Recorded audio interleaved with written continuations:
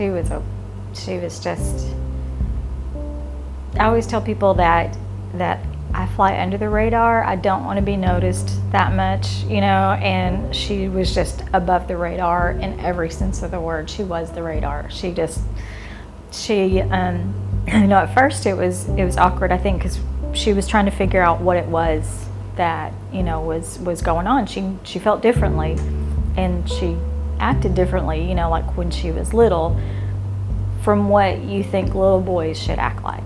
I'll say that. And then as she grew up, we talked about it, and she talked about like she felt like she might be gay, and so we did that for a little while, and then she kind of thought through that, and then a couple of years later is like, I don't think I'm gay, I think I'm a girl, and I've always thought I was a girl, and so that was a little hard, and it took me a while to come around to her side on that. But once she came out like that, or once she started, and I could see just a difference between her when she was attempting to act like a boy, if we had a family thing, or we have extended family, and or if I had asked her to wear boy clothes for some reason, I could see the difference between when she did that and then when she was herself. And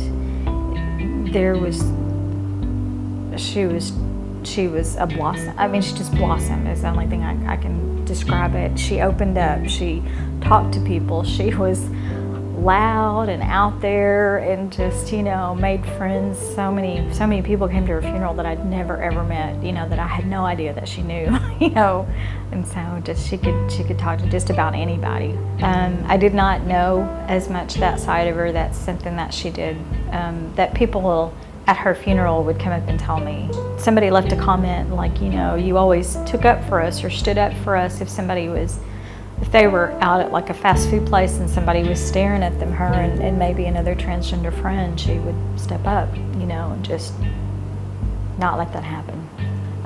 When Penelope came to me and just said, I've been thinking about this, and I already work with the homeless, and I really like to build a place or make a place, set up some kind of shelter in her name, and and help people who are on the streets because they've been kicked out.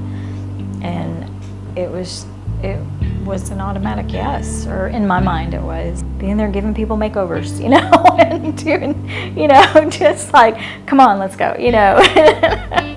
let's go do this. And having parties. She'd be planning parties at the house. I'm almost certain that she would. But yeah, I think she would.